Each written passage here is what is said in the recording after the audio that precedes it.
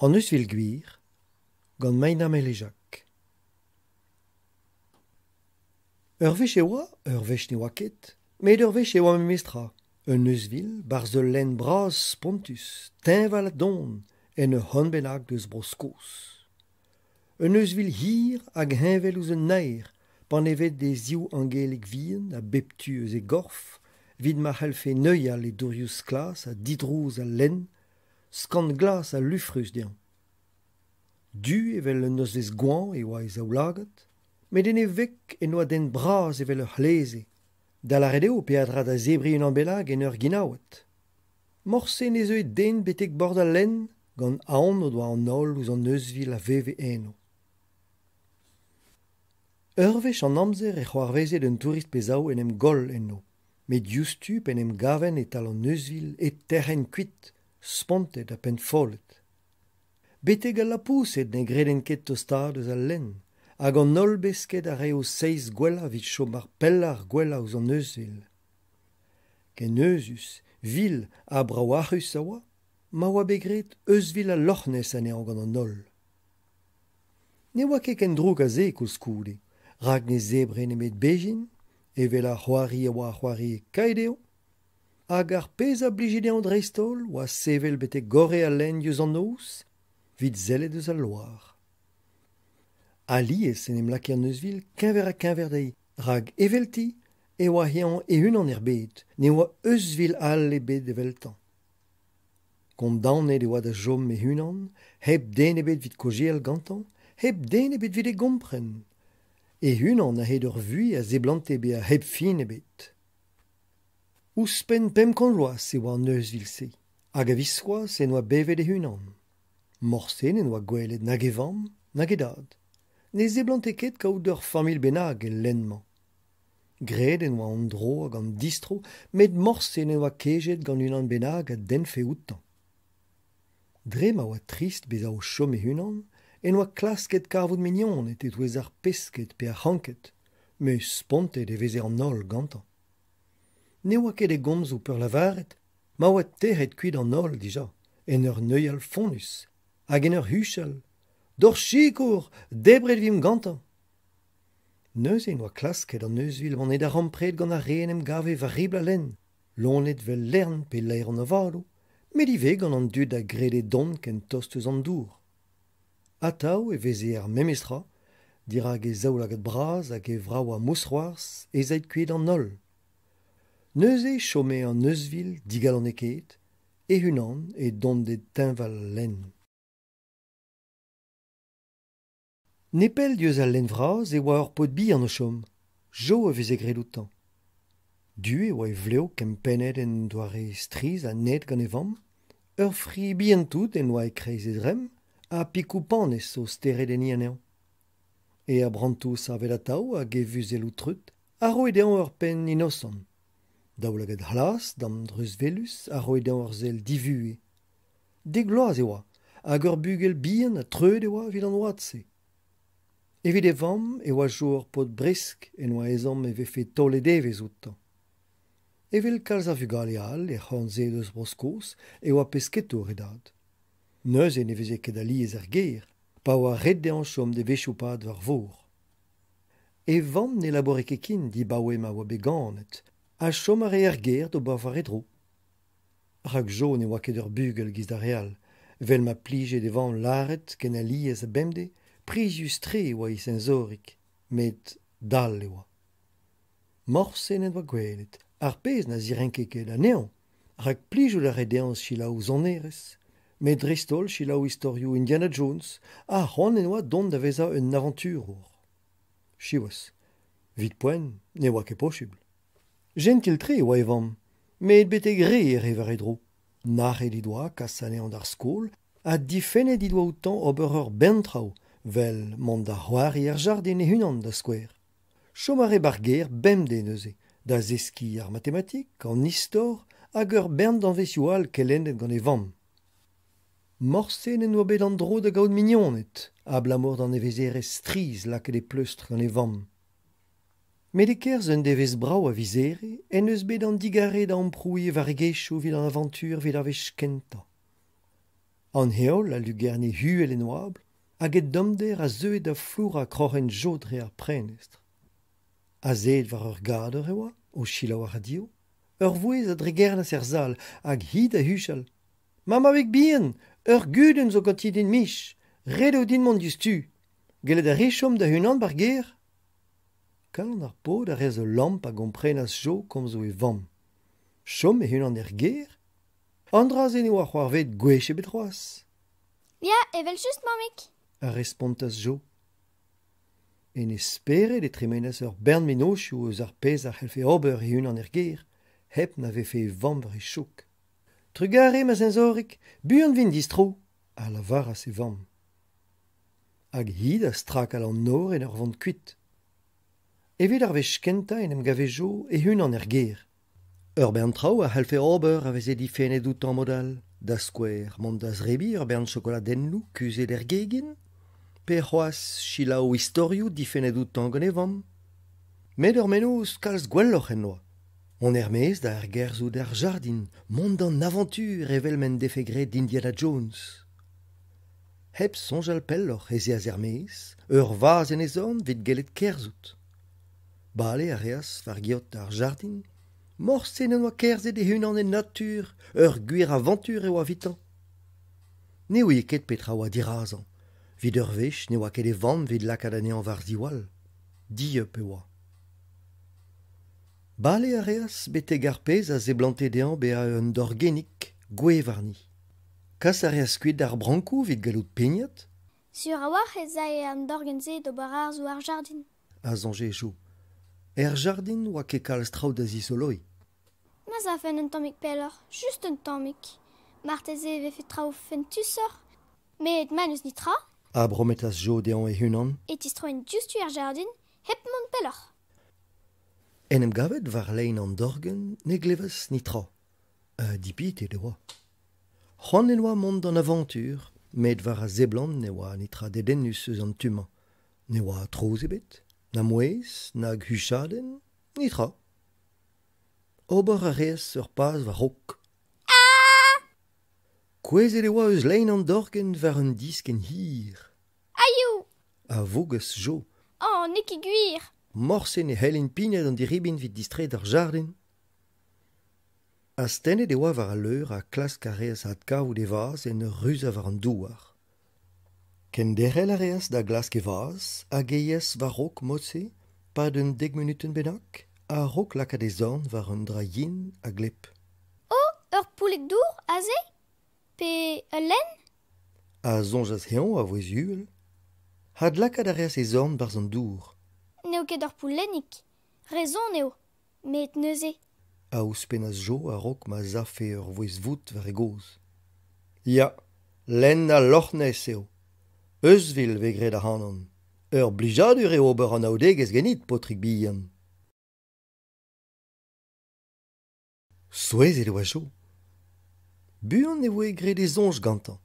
An a vezo da re a lenze, mil vrudet e oa balamour da lon heuzus oa o veva eno, met morsen en dije zonjet e oa o chom ken tost outan. A piou an den iskize an vet eusvil, hag a gredet don ken tost eus an dourioù dangerus? Eus eo da anno? A c'houlennas jo. Ya, fin, mosse e vez an anvet pa gejan gant tud, a respontas eusvil. Penaos da? Ne peus ket un anno, pe roet gant da dad, pe gant da vamm? Eusvil a blegas e zaoulagat. Non, zonj ket din. Morse ne meus gwelet na ma mam, na ma zad. Oh, pork ez eus A lavaras jo trist e voez. Pe oa dout? Gant piout bet desavet neuze? Ouspen pem kant vloazon, a desavet an bet ganime ma unan.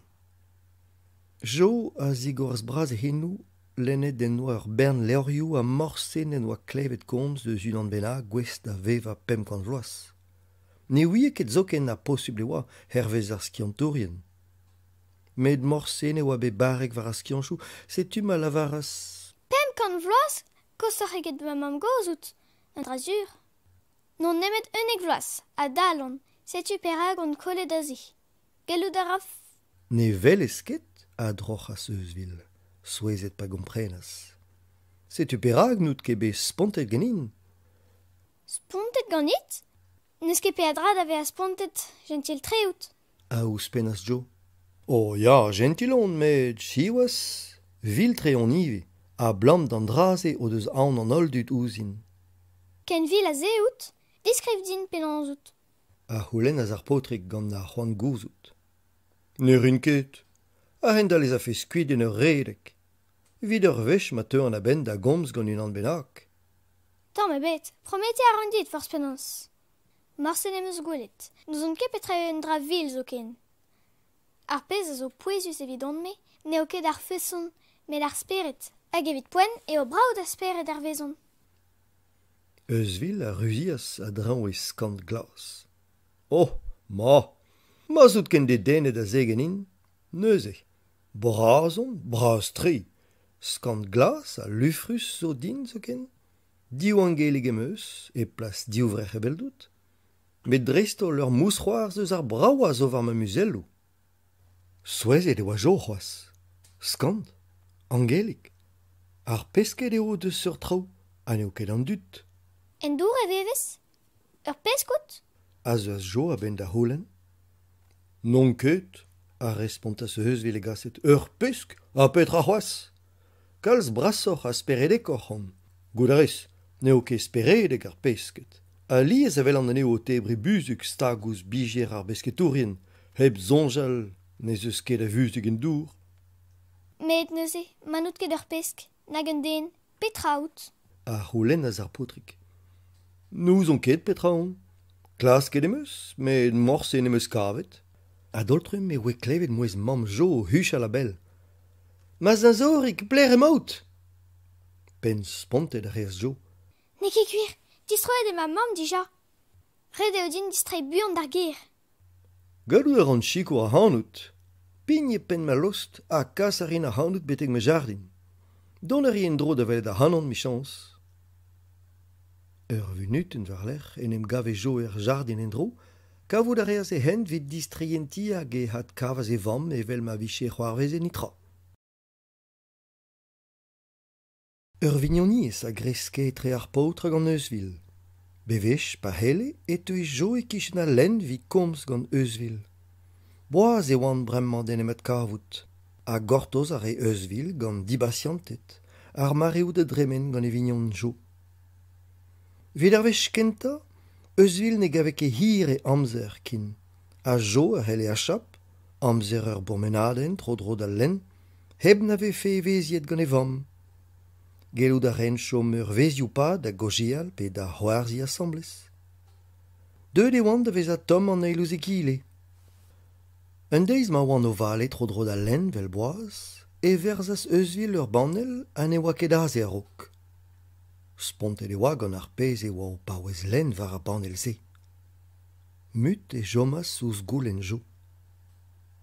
Petra eo a liou ar blijdi ar muia eusvil? A c'houlenn a zendro Jo heb kaout respon ebet vid an eil gwech. Mut e jomas ouz goulenn Jo. Petra eo liou a blijdi ar muia eusvil? A c'houlenn a zendro Jo heb kaout respon ebet vid an eil gwech. Eusvil, mon ra?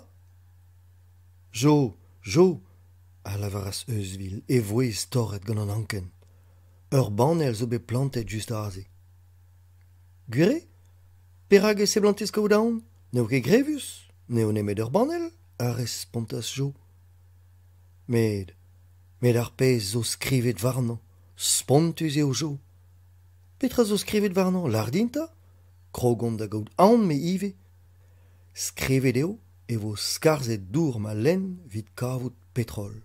Skarza ma lenn? Penons e rin? A ouspennas eusvil pen follet. Da Jo da vez a spontet de dro, man eve fe dour ebet kin e lenn ne helfe ket eusvil bev a kin. Hag ouspenn da ze, ma ve fe kavet gant skiantourien ne helfe be a kaset pell eus broskos, evit ma ve fe studiet da lon iski ze. En un doare pe en un doare al ve fe dispartiet an daou vignon. A zur a walc'h, en un doare kristre evit eusvil. Reske bilou, a suras Jo da eusvil, ne leuskin ket aneo d'ober, morse ne leuskin denebet d'ober droug dit. Ur mousroarzig a reas eusvil? Spontet e oa ataou, Met gouzout e vefe jo aze vid chikour aneo oa poezus tre evitan. Motse krogas jo a Eusvil da brederia war an doare davon a henneb a raktres skarza al len. Ur zizun varlec'h e oan prest. I jine do doa en ur mod resis petra ober vid miroulouto skarza dour al Loch Ness. Da navar vintin, un dek devez bennak varlec'h, e heruas da ouijinour d'ober tro al len vid gwelet an dachen. Eusvil oa kuzet en dour, a jo a dran ur voden. An daouijinour a oa autostad eus an dour en ur gojeel. Jo a glevas en eo a bell. Hoppala, sapre len, diez vo ten a kemen a zour, a lavar a zunan. Ya, koustus eo a raktresman, me chans ne vo den ebet o vont a hennep.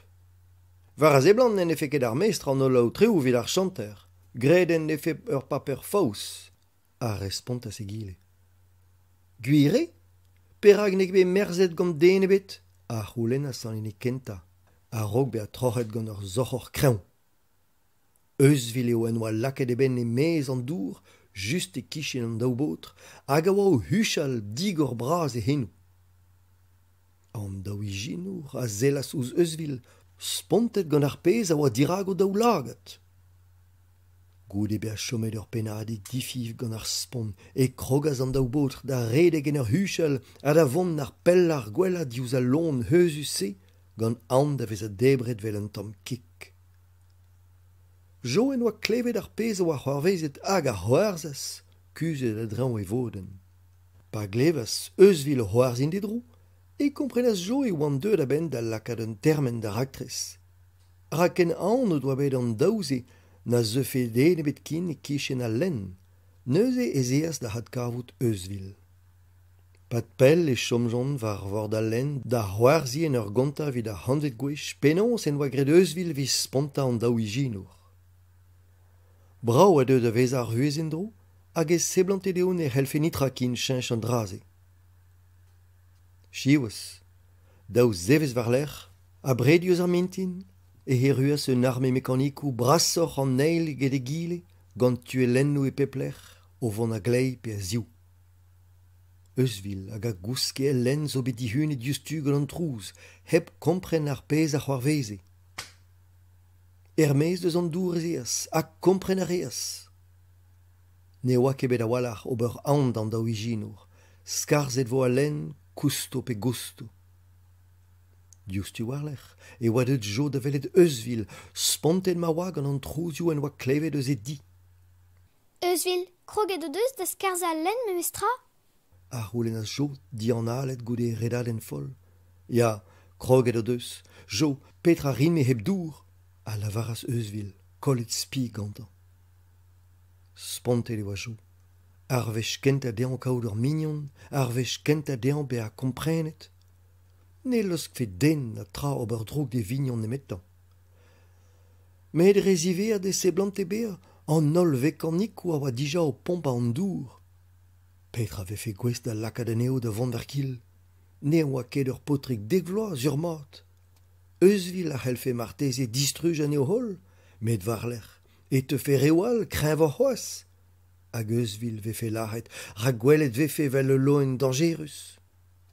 Ma mefe me meus ur menozik un draig a c'helfen ober, un draig a c'helfe mon a eneb a raktres. A zonjas jo. Hag ur zonj a zeuas dean. Eusvil, gouzout a ran, Eusvil. A lavaras jo laouen a grezol. Petra, ur menoz peus. Ya, an deizal em eus klevet d'an daouijinour o koze al e trezo. A war an tom, ne meus ket kavet e oa de denustre ar pez a lavarent. Me dirio e komprenan. A gelou da reo mon a eneb a raktres a drugarez ar pez a diz lavaret. Penons?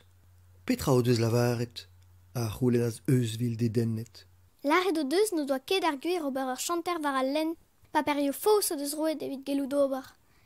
Met ma skrivant d'an hini a zo e pen ar paperio aoutri, evit laret dean en eus ur paper en faos evit ar chanter ze, evit rediet da jo ma zao.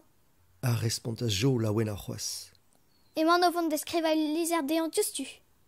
A jo da redek ar buan ar gwella betegedi. A hian da hervel e vamm. Mamik, chikour! Ar vamm a heruez, pen follet o klevet e huchadennou. Petra zo me mabik, guden zo? E pelech e oas tremenet roas, ar roulennas. Mamik, ezo me chikour evit skriva lizer buan, vid niroud m'ave fait distruget à Loch Ness. Ar vamm a jom a zor penadik etre daouzonj. Ya, kompren a ran, brao tre o allen, dommage eo distrugen eo. Men, penaos a c'hellez mont a henne ba raktresman ba sensorik. No deus ket ar gwir skarza anean, pa per eo fos zo bet gret ganto evit ober. A respont a jo, an kenye do velet an amzer o tremen. Penaos e ouiez an draze. Zurut, a roulennas ar vamm, souezeta. Un istor hir eo, mamik. Me ro chikour din mar plij, hag e tisplegin dit peptra. Hag e ben ar fin e a santaz e vamm d'ober pez ar roulenne. Ur vech kaset a lizer e tisplegas peptra de vamm. Penaos e oa digouet kichen a len en ur gerzo der jardin. Penaos en oa kejet gant eusvil a penaos e oan deud da vez a mignonet. Ar vamm ne lavaraz nitra a het istor imap, chilaouare a souezet beteg ar fin. Jo a zonje dean vefe fulor e vamm o klevet en oa gret kemen a drautifen e doutan. Met ar vamm ne lavaraz ne met undra. Ar gwir zo ganit me marbik. Red eo dit savetei de vignon, me chans e teuia ben. Souezet oa jo. Kredi arez a hanon? A roulennas ar potrik. Ya, vel just. Ne meus ket desket dit kont a gevier. Ma la rez eo gwir, trawalc'h eo evidon me. A respont az ar vamm en un doare simple. E pad an devezioù war lec'h e tremenas jo e amzer e tre an ti post hag al len da c'horto ze lizer ha da gomz gant eusvil. Livedour al len a oa diskenet ma dija. An kenye tre oa eusvil. Jo a rei seiz gwell a vid lak da neon da c'hwarzin, met an kenye de war potrik ive. An amzer a dremenas, a neo nemet pemzek te war lec'h ma resevas jo ur responde lizer. Potrik bihan, len en meus o lizer gant nevez a dibab en meus gwirikad ar pez peus lavaretin. Ne meus kavet proen ebet da ziskouesfe ne vefe ket ar gwir skarza a Loch Ness, ne meus kavet paper en faous ebet keneubet. Me ne oa nemet er pen kenta gwiriket meus meur a vech, a kavet e meus e oa Loch Ness lec'h diwalet a blamor da lon e dral a zo veva eno. Setu goulenn a rin ma vefe pa ouez e diustu gant skarza al len, a gant ini zo e pen ar chanterman vo tout bahet. Trugar e jo vid a chikour. Ar ministre. Kalon jo reaz a lom, deud e oa a ben da savetei e vignon, da savetei a len. Ne vo kuden ebet kin ar vechman zur eo.